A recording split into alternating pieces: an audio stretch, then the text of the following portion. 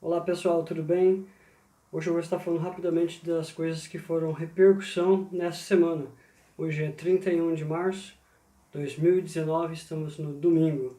Essa semana não tem como a gente não falar sobre a comemoração, ou o que seria a comemoração do golpe militar, o chamado golpe militar, a intervenção militar de 1964.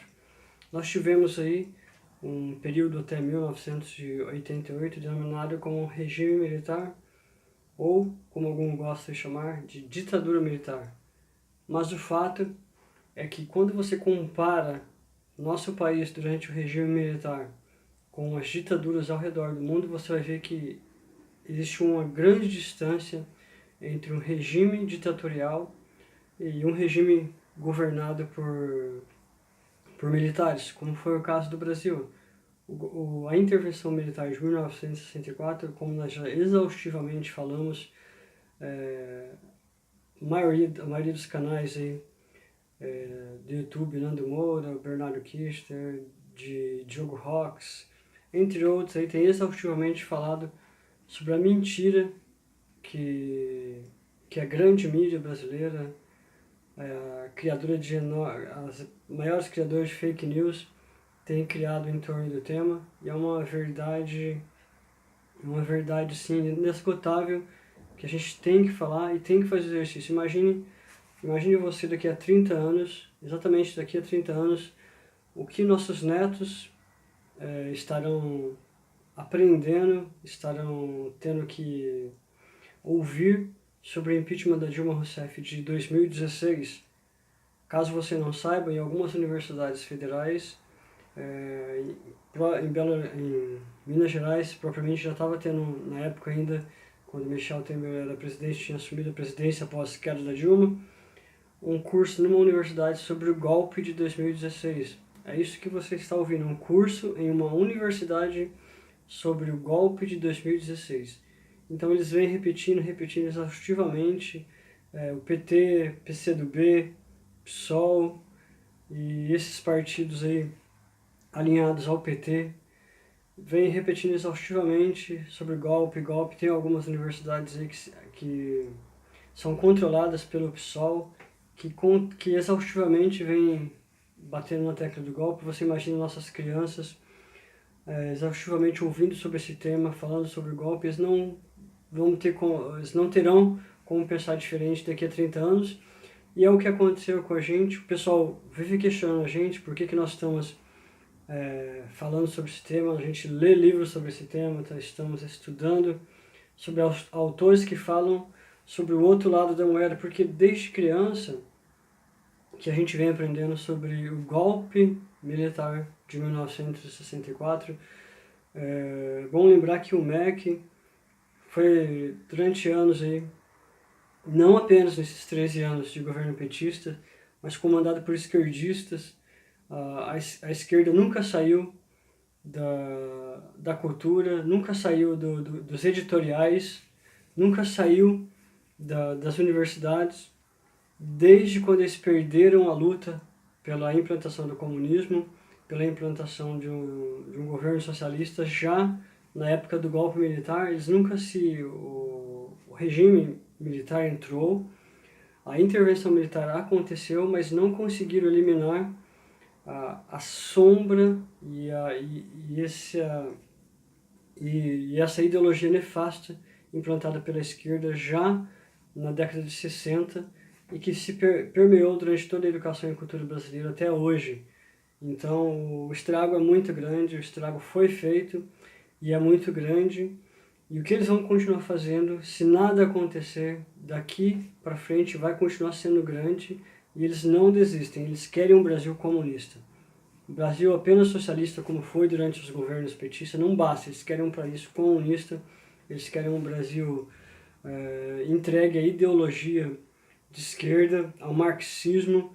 Eles querem usar o capitalismo mesmo para implantar aí o sistema deles, e não conseguiram.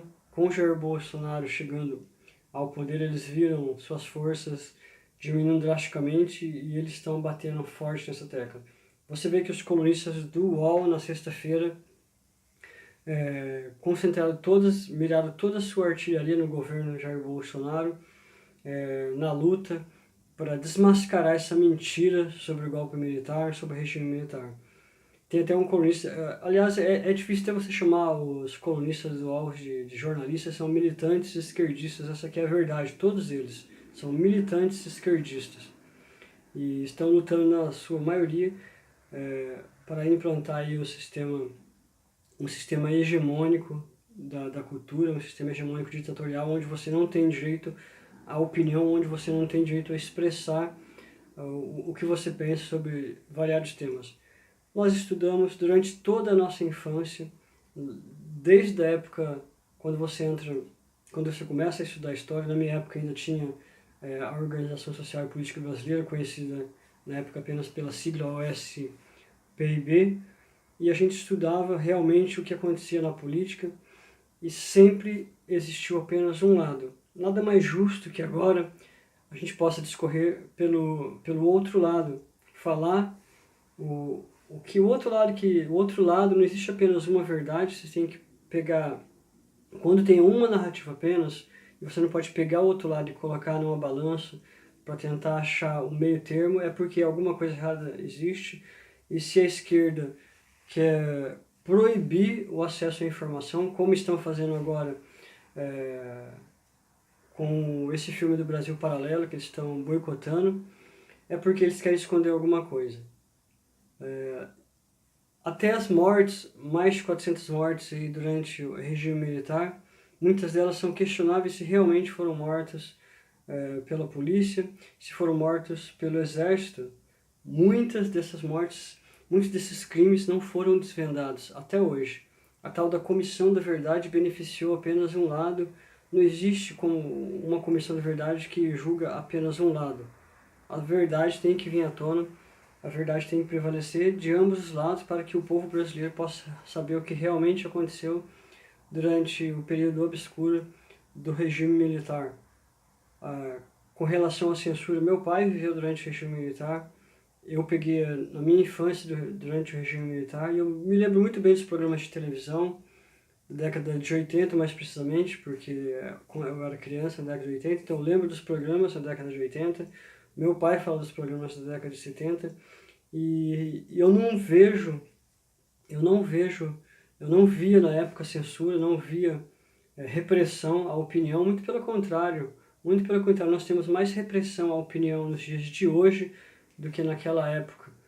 Relatos de jornalistas, pessoas sérias da época não sofriam censura, censura de pensamento, censura de ideias.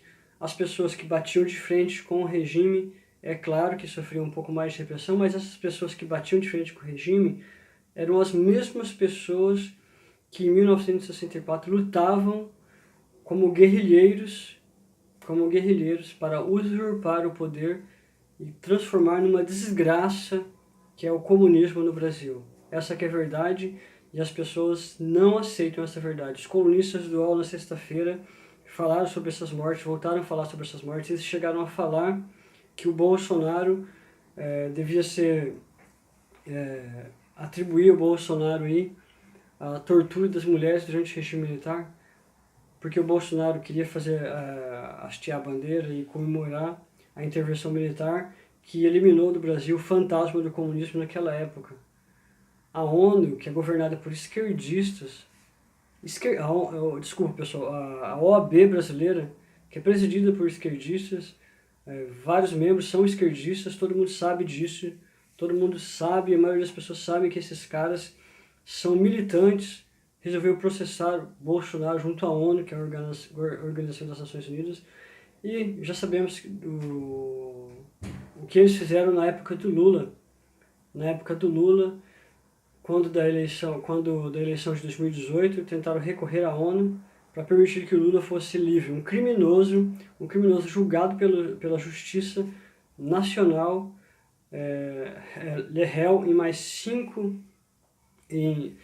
vem por aí mais 5 condenações, e eles tentaram usar a ONU para tentar libertar o Lula da prisão, para que ele se candidatasse, para que ele fosse candidato à presidência da República, e a gente sabe que isso não vai dar em nada. É mais uma tentativa aí de boicotar as ações do governo Bolsonaro, a OAB.